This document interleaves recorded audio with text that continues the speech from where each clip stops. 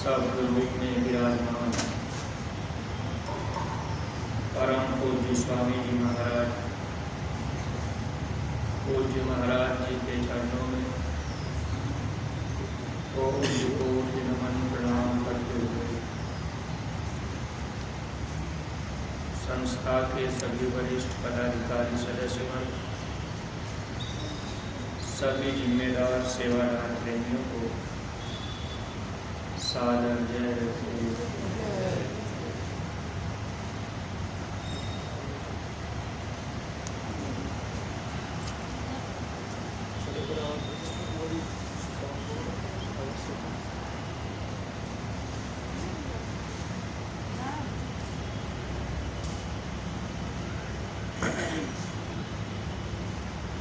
परमात्मा के प्रेमी भाई बहनों, ये हम सब लोगों का परम सौभाग्य है। हम सब लोग गुरु महाराज के बताए हुए रास्ते पर अपनी आत्मा के कल्याण के लिए निरंतर सेवा और भक्ति में अपना समय हम आप लगाते चले जा रहे। वैसे तो हम आप 4,84 लाख योनियों में वहाँ दुख ही दुख पाते रहे।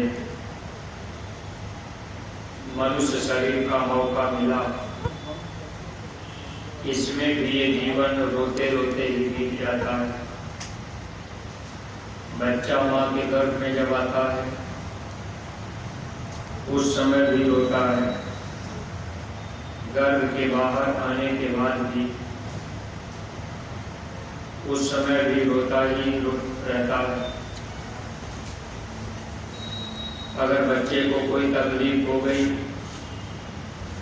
बच्चा रो रहा है, वो बोल नहीं पाता, बता नहीं पाता कि हमें दर्द कहाँ हो रहा है। पेट में दर्द है तो दवा सर दर्द की दी जा रही, सर में दर्द है तो पेट दर्द की दवा दी जा रही है। क्योंकि बालापन में बाल्यावस्था में बच्चा अपने दुख दर्द को नहीं बता पाता कि हमको तकलीफ कहाँ हो रही। धीरे धीरे जब बच्चा किशोरावस्था में आता, पढ़ाई लिखाई का समय हो गया, तो देखिए बच्चों को अगर स्कूल में भेजा जाता है तो शुरू में बच्चे विद्यालय जाने से भी रोते हैं, यानी वहाँ भी अपना समय रोते रोते ही बीतता है। जवानी का समय आ गया, अब काम धाम कमाई धमाई करने में, और घर में स्त्री आ गई तो उसकी देख रेख, बच्चे हैं उनकी देख रेख, अब उनकी भी बातों को सुनना, यानी यह भी समय एक तरह से रोते हुए ही बीतता है। जब भी बुढ़ापा आता है तो बुढ़ापा आने पर अब वहाँ बीमारियों से ये शरीर जकड़ा रहता है, यानी ये अवस्थाएं धीरे धीरे ऐसे ही हमारी आपकी बीत जाती है। अगर इस तरह से हम आप देखा जाए, हम सब लोग देखें तो ये जीवन हम सब लोगों का 4 अवस्थाएं धीरे धीरे ऐसे ही गुजर जाती हैं। पहली अवस्था में बच्चा बड़ा हुआ, पढ़ाई लिखाई की दृष्टि से जब उसको समझाया बताया जाता है तो जिस तरह से कोई अपने घर में तोते को पाल पोस कर तोते को बोलना सिखाते हैं, इस तरह से माता पिता बच्चे को धीरे धीरे इस दुनिया की चीज़ों को, बातों को सिखाने पढ़ाने का काम करते रहते हैं।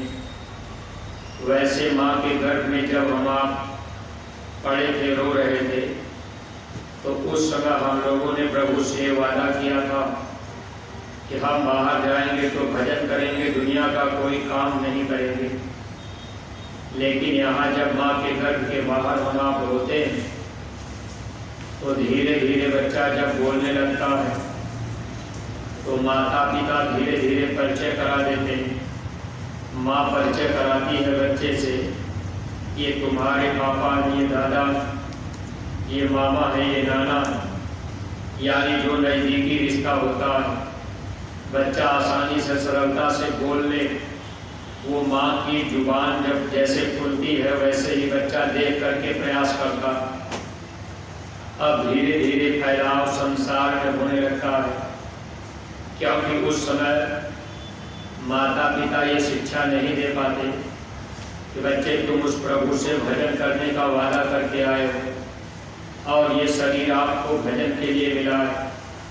अगर बच्चे को शायद जन्म लेने के बाद जब बच्चा धीरे धीरे बड़ा होता है, अगर बच्चे को शुरू से ही ये बात सिखाई पढ़ाई जाए, ये शरीर आपको भजन के लिए मिला है, भजन का रास्ता सच्चे सद्गुरु बताते हैं, सद्गुरु जीवन में मिलेंगे तभी भजन का रास्ता मिलेगा। जब तक भजन नहीं करेंगे तब तक हम जन्म मरण की पीड़ा से बच नहीं सकते। सच्चा सुख पाना है तो भजन जरूरी है। अगर शुरू से ही माता पिता बच्चे को ये बात बताते, लेकिन ये बात बताएंगे कैसे, क्योंकि हम लोगों को इसकी जानकारी नहीं रही। देखिए, आज जानकारी होने के बाद भी बहुत से माता पिता गुरु महाराज से जुड़ गए, लेकिन अपने बच्चों की तरफ ध्यान नहीं जा पाता। हम आप अपने बच्चों को इधर की तरफ लाने के लिए, बच्चों को भजन करने के लिए, इस काम के लिए हम आप प्रेरित नहीं किया करते। और वैसे तो गुरु महाराज बताते थे कि बच्चों को सीखने संभलने की एक अवस्था होती है। अगर उस अवस्था तक बच्चे जो भी शिक्षा प्राप्त कर लेते हैं वही उनके जीवन में लाभकारी होता है। शुरू से ही बच्चे की आदत अगर बिगड़ गई, बाद में कोई उसको सुधारना चाहे, बाद में जल्दी कोई सुधार नहीं पाता। वैसे महात्मा जीवन में मिल जाए, अगर उनकी दया कृपा जीव को मिल जाए तो सुधार को देखिए। सत्संगी प्रेमी भाई बहनों, हम आप गुरु महाराज के पास आए, कोई 20 साल का रहा, कोई 40 साल का, कोई व्यक्ति 60 साल का भी रहा, लेकिन महापुरुष के मिलने के बाद जीवन में बदलाव जल्दी हो जाता है। हम सब लोग इस मानव जीवन को पाए और ये जीवन हम लोगों का रोते रोते बीत जाता है। बुढ़ापा आएगा, शरीर छोड़ करके जाना है। जो भी धन दौलत रुपया पैसा हम लोगों ने इकट्ठा किया वह भी हमको आपको छोड़ के ही जाना है। हम आप सुख की तलाश में भागते रहते हैं, लेकिन सच्चा सुख कब मिलेगा? जब जीवन में सच्चे महात्मा मिलेंगे। कभी कभी आदमी की सोच, कोई कोई बच्चे जब पढ़ा लिखा, अब उनको पढ़ाई लिखाई का ज्ञान हो गया, कुछ भौतिक ज्ञान हो गया, अब बच्चे पढ़ लिख करके डॉक्टर इंजीनियर बन गए। अब उन बच्चों को अगर समझाया जाए कि आप भी सद्गुरु की खोज कर लीजिए, आपको भी रास्ता भजन करने का मिल जाएगा, तो आपका ये जीवन पाना सार्थक हो जाएगा। लेकिन बहुत से पढ़े लिखे लोग, बुद्धिमान लोग इस बात को नकार देते हैं, कहते हैं कि सद्गुरु की जरूरत क्या है, हम तो पढ़े लिखे जानकार हैं, अब हम तो अपने घर परिवार में ही अपने माता पिता की सेवा कर लेते हैं, कि गुरु की क्या जरूरत, क्योंकि गुरु का दर्जा माता पिता का भी हुआ करता है। महात्माओं ने 7 प्रकार के गुरु को बताया था। प्रथम गुरु है पिता और माता, जो है रक्त बीज के दाता। दूसर गुरु है व दाई, जो गर्भवास की मैल छुड़ाई। तीसर गुरु नाम जो धारा, लय लय नाम ग्राम पुकारा। चौथा गुरु शिक्षा दीना, तब सांसारी मार्ग जीना। अब स्कूल और कॉलेज में जो भौतिक शिक्षा देते हैं, ये गुरु चौथे गुरु के अंतर्गत आते हैं। भौतिक शिक्षा दोनों भावों के नीचे का ज्ञान होता है, दोनों भावों के ऊपर का ज्ञान। ये आध्यात्मिक ज्ञान जब तक स्पिरिचुअल टीचर नहीं मिलते, सच्चे संत शब्द वेदी महापुरुष नहीं मिलते, तब तक उसका ज्ञान हो नहीं सकता। पांचवा गुरु महापुरुषों ने इशारा किया था। पांचवा गुरु दीक्षा दीना, रामकृष्ण का सुमिरन कीना। छठवां गुरु भरम सब तोड़ा, ओमकार से नाता जोड़ा। ऐसे 6 प्रकार के गुरु जीवन में मिल जाते हैं, लेकिन यहाँ तक जीवात्मा का कल्याण नहीं, यानी जन्म मरण की पीड़ा से हम जीवों का छुटकारा नहीं हो पाता। वैसे गुरु तो माता पिता भी होते हैं। गुरु महाराज बताया करते थे, माता पिता की सेवा करने से एक तरह से जीवन में पुण्य कर्म बनता जाता है। जीवन में जब पुण्य का संचय होता है तब संत जीवन में मिलते हैं। जब तक पुण्य का संचय नहीं होगा संत जीवन में नहीं मिल पाते। अब कोई आदमी, कोई पढ़ा लिखा बच्चा अगर ये कहे कि हम अपने माता पिता को ही गुरु मान लिए तो फिर हम महात्मा के पास क्यों जाएं? तो यहाँ एक रुकावट रहती है। रुकावट क्या है? जैसे कोई आदमी बंधा हो तो वो दूसरे को छुड़ा नहीं सकता है। अगर हम आप कहीं बंधे हो तो फिर दूसरे का छुटकारा नहीं करा सकते। एक पशु खूंटे में बंधा हो, अब वो दूसरे पशु को छोड़ नहीं सकता, उसको छुड़ा नहीं सकता।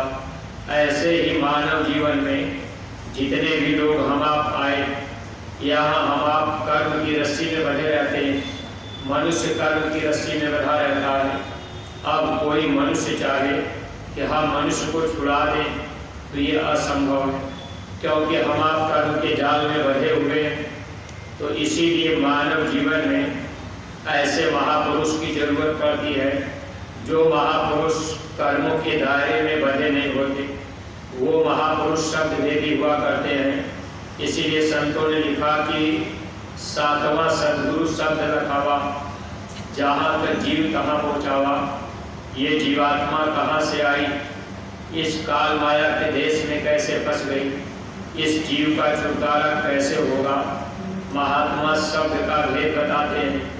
शब्द की डोरी पकड़कर, आवाज की डोरी पकड़कर मनुष्य शरीर के अंदर जो तीसरी आँख, थर्ड आई, ज्ञान चक्षुषी नेत्र है, महात्मा उसको खोलने का काम करते हैं। और जब तक वो दरवाजा नहीं खुलता तब तक हम आप शब्द की डोरी को पकड़ नहीं सकते।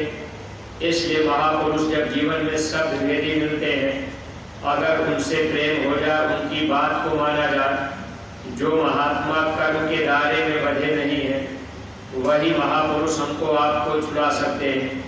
इसीलिए संतों ने लिखा कि गुरु करे सो शब्द सनेही, यानी शब्द भेदी अगर गुरु मिलेंगे तब तो जीव का छुटकारा होगा। अगर गुरु शब्द भेदी नहीं मिले तो छुटकारा भी नहीं होगा।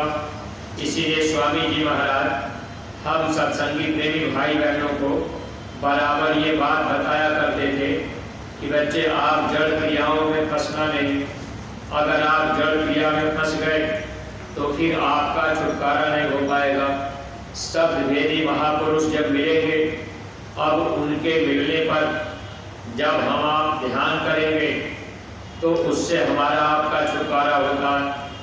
मान लीजिए अगर हम आप गुरु महाराज को से रास्ता पाए, लेकिन स्वामी जी महाराज एक बात कहा करते थे कि बच्चे फोटो जड़ चीज है, फोटो का ध्यान नहीं किया जाता।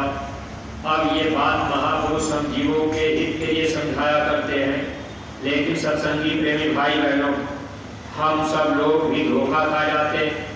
ये मन है जड़ क्रियाओं में फंसाने का काम किया करता है। इसलिए महात्मा इस धरती पर निरंतर मौजूद रहते हैं, सद्गुरु इस धरती पर हमेशा मौजूद रहते हैं, लेकिन शरीर और नाम बदल जाने पर हम सब जीव जल्दी विश्वास नहीं कर पाते। अब हम आप पहचान भी नहीं पाते, इसी में हम लोग धोखा खा जाते हैं। इसलिए महापुरुषों ने लिखा था, वक्त गुरु की मान तेरे भले की कहूँ, छोड़ पुरानी टेक तेरे भले की कहूँ।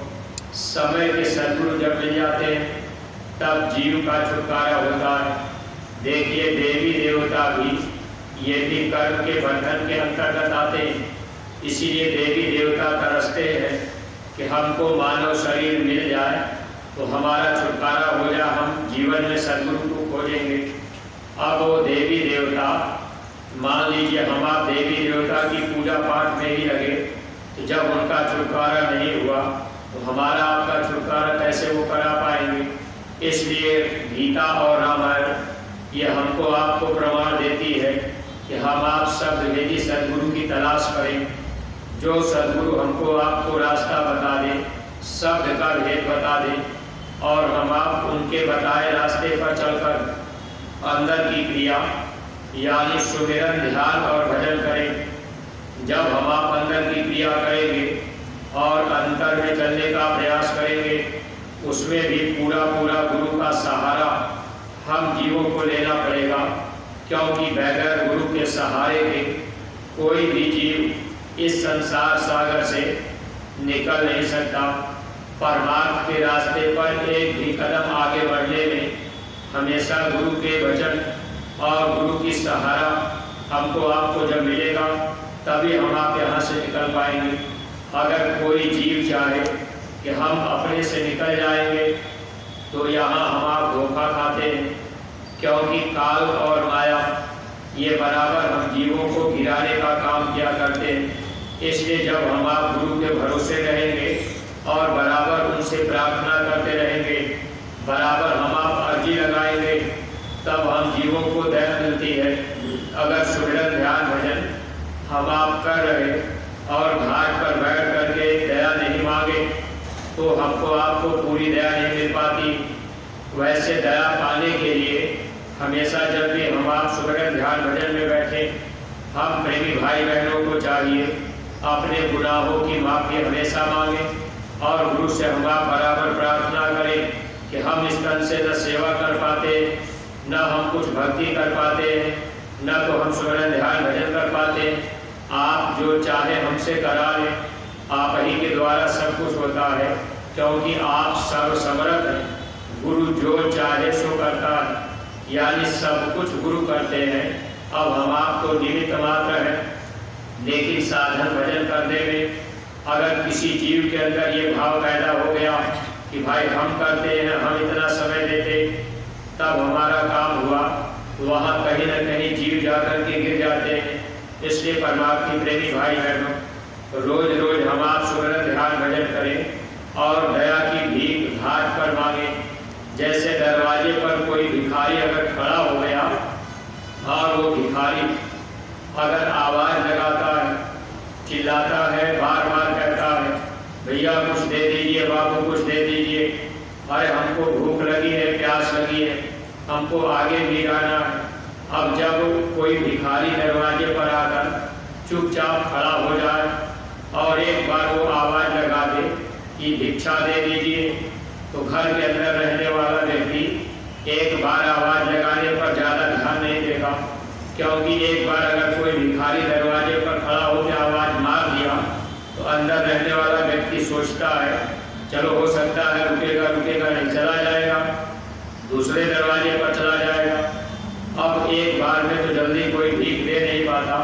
भिखारी बार बार जब वो गिड़गिड़ाता है तब घर वाले को दया आ जाती है, तब कोई आकर के ले आके दे देता है। इसी तरह से जब हम आप सुमिरन, ध्यान, भजन करें और गुरु महाराज से बराबर दया की भीख मांगे, जब तक हम आप दया की भीख नहीं मांगेंगे, अपने गुनाहों की माफ़ी हम आप नहीं मांगेंगे, अगर हम आप गुरु महाराज से प्रार्थना नहीं करेंगे कि मालिक आप सर्वसमर्थ हैं, हम कुछ करने के लायक नहीं, आप हमसे कुछ करा लीजिए, आप हमको ऐसी सद्बुद्धि ज्ञान दीजिए, क्योंकि आप सब कुछ के दाता हैं। तो महापुरुष अगर खुश हो गए, जब हम आप बार बार फरियाद करेंगे तब तो कुछ न कुछ दया मिल जाएगी।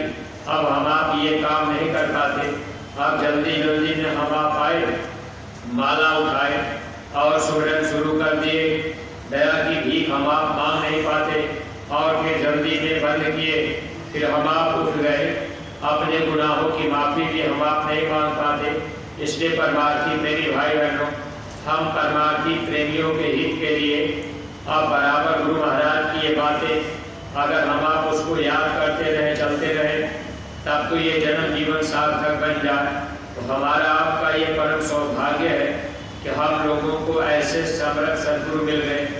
गुरु महाराज ने हम लोगों के बात को पकड़ लिया है। अब हम आप परमार्थी प्रेमी भाई बहन ये जीवन में कुछ सौभाग्य था, संस्कार था, कुछ पुण्य इकट्ठा हुआ था जिसकी वजह से मालिक मिल गए।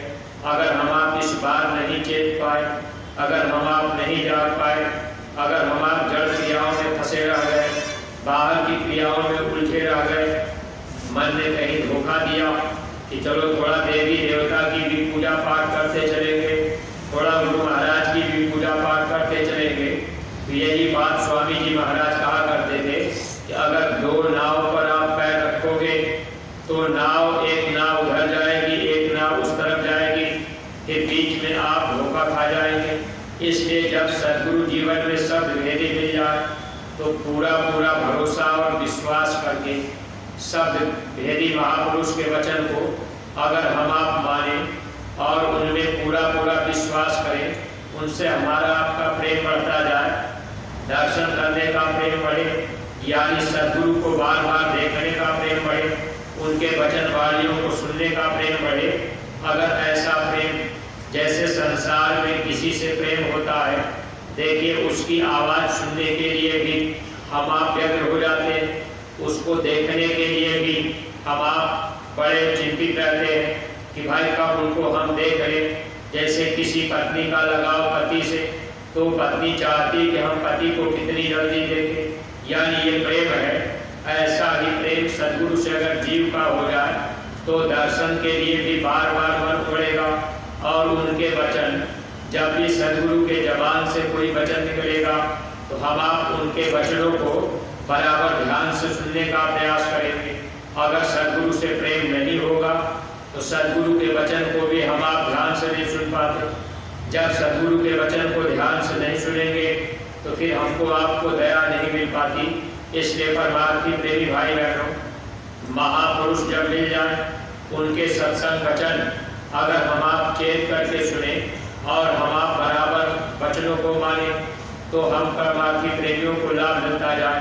देखिए कल के सत्संग में पूज्य महाराज जी ने हम प्रेमी भाई बहनों के हित के लिए कहा था कि हर श्वास पर अगर प्रभु का नाम, हर श्वास पर जय गुरुदेव नाम निकलता रहे, अगर हम आप बैठ रहे, चल रहे, खा रहे, पी रहे, ऐसे समय में भी जय गुरुदेव नाम अगर हर श्वास पे चल रहे, तो इससे हम परमार्थी जीवों को बहुत ज़्यादा लाभ मिलता है। इससे विकार भी जल्दी शरीर में नहीं आ पाते। इसलिए वचन तो हम आप अगर पकड़ें और पकड़ करके अमल करें, बताए रास्ते पर चलने लगे, तो परमार्थी प्रेमी भाई बहनों हम लोगों को लाभ मिलना शुरू हो जाए। तो हम प्रेमी भाई बहनों का ये सौभाग्य है कि गुरु महाराज ने बाँह पकड़ लिया और एक अच्छे समाज के निर्माण में गुरु महाराज हमारा आपका योगदान ले रहे, तन और धन का।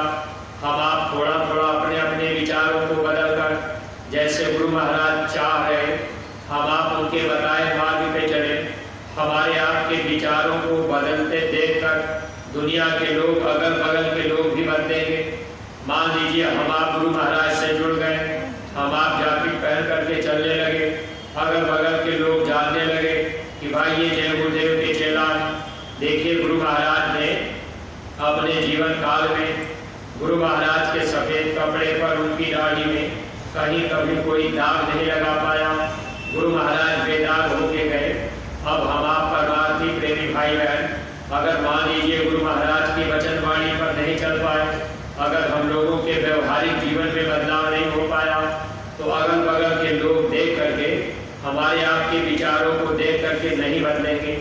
इसलिए स्वामी जी महाराज ये बात कहते थे, पहले तो हमको आपको बदलना पड़ेगा, बदलने में थोड़ा बर्दाश्त करना पड़ेगा, क्योंकि महात्मा हमेशा बर्दाश्त करते हैं। खोद खाद धरती सह, काट कूट बन रहा है, कुटिल वचन साधु सह, औरंग सहा न जाए। अब हमको आपको गुरु महाराज साधु बनाने के लिए घर परिवार में ही छोड़ दिए, कोई कपड़ा नहीं बदलना, जंगल में नहीं जाना। अब हमको आपको कहीं इधर उधर भटकना भी नहीं, क्योंकि ऐसे महापुरुष हम लोगों को मिले। सो संत मुनि भावे, जो भोग में जोग सिखावे। गुरु महाराज ऐसे महापुरुष मिले कि भोग में ही हम लोगों को जोग सिखा रहे। अब गुरु महाराज ने कहा बच्चे घर परिवार नहीं छोड़ना, आप अपने घर परिवार में रहकर माता पिता बाल बच्चों की सेवा करते हुए आप इसी मनुष्य मनुष्य मंदिर में बैठ करके कमाई करना, लेकिन अगर छोटी छोटी चीज़ें, मान लीजिए हमारे आपके अंदर अभियोग की भावना भरी है, अब किसी का कोई सामान हम आप उसको लेकर के उसको झूठ बोल जाए कि चलो भाई ये हमने आपका नहीं लिया, अगले के ऊपर इसका बहुत बड़ा प्रभाव पड़ जाएगा कि भाई देखिए जय गुरुदेव के चेला और इनकी ऐसी भावना है। छोटी छोटी बातें हम लोग अपने जीवन में याद नहीं रख पाते और इससे क्या होता है, अगल बगल के लोगों के ऊपर अच्छा प्रभाव नहीं पड़ पाता। अगर हम लोगों के विचारों में परिवर्तन आ जाए तो हम लोगों के विचारों से अगल बगल के लोगों में भी परिवर्तन होता। इसलिए सत्संगी प्रेमी भाई बहनों, देखिए गुरु महाराज ने हम जीवों से दूसरे को भी लाभ देने के लिए परमार्थ कमाने का कई तरीका गुरु महाराज बताए थे। स्वामी जी महाराज ने गांव-गांव में सामूहिक रूप से सुमिरन ध्यान भजन करने के लिए हम सत्संगी प्रेमियों को आदेश गुरु महाराज ने दिया था। पूज्य महाराज जी इस पर विशेष जोर देते जा रहे कि गांव-गांव में भजन केंद्र बने। कल के सत्संग में फिर हम आप सुने, बराबर हम आप सुनते हैं, लेकिन ये मन है धोखा देता है, वचन को जल्दी हम आप पकड़ नहीं पाते। अगर गांव में जैसे हम आप दो चार प्रेमी ही क्यों न हो, अगर हम आप सामूहिक साधन भजन करें तो ये एक तरह से प्रेम झलकेगा और लोगों के अंदर ये भाव पैदा होगा कि भाई देखिए आपस में लोगों का कितना प्रेम है और ये लोग शाम को 1 घंटा यहाँ इकट्ठा होते हैं। इसका विशेष परमार्थ, विशेष लाभ क्या मिलता है। अब मान लीजिए हम आप सामूहिक भजन गांव में कर रहे, किसी के दरवाजे पर हम आप बैठ गए, अब मोहल्ले के 10-20 लोग हमको आपको देखेंगे, तो जिस समय हम आप सुमिरन ध्यान और भजन करेंगे उस समय हम लोगों का ध्यान परमात्मा की तरफ होगा, मालिक की तरफ होगा, और मोहल्ले का व्यक्ति हम लोगों को देखेंगे, उनका ध्यान हम लोगों की तरफ होगा। अब हम आप कपड़ा डाल करके सुमिरन कर रहे, अब मालिक को याद कर रहे, अगर मोहल्ले का कोई व्यक्ति अपने दरवाजे पर बैठा, वो हमको आपको अगर देख रहा, उसका ध्यान हम लोगों की तरफ, हम लोगों का ध्यान सद्गुरु की तरफ, मालिक की तरफ है, तो उस जीव को भी लाभ मिलता है। इससे हम जीवों को परमार्थ में ज़्यादा लाभ मिलता जाता है। लेकिन सामूहिक भजन गांव-गांव में हम सत्संगी प्रेमी भाई बहन नहीं कर पाए, वचन का ध्यान नहीं दे पाए। कहीं कहीं सत्संगी प्रेमी सामूहिक ध्यान भजन में अपना समय देते हैं। इसलिए परमार्थी प्रेमी भाई बहनों, देखिए हम आप गुरु महाराज के हर वचन और छोटी छोटी बातों को अपने जीवन में याद करें। ज़्यादा से ज़्यादा परमार्थ कमाने का हम आप तरीका याद रखेंगे, हम लोगों को लाभ मिलता जाएगा। देखिए अपने दूसरी क्रिया का समय हो रहा, इसलिए प्रेमी भाई बहन हम अपनी वाणी पर यहीं पर विराम देने जा रहे। कोई भी बात अगर अटपटी लग गई हो तो आप लोग अपना छोटा भाई समझ करके क्षमा कीजिएगा। सब लोग प्रेम के साथ में मालिक के पावन नाम का उच्चारण करेंगे। जय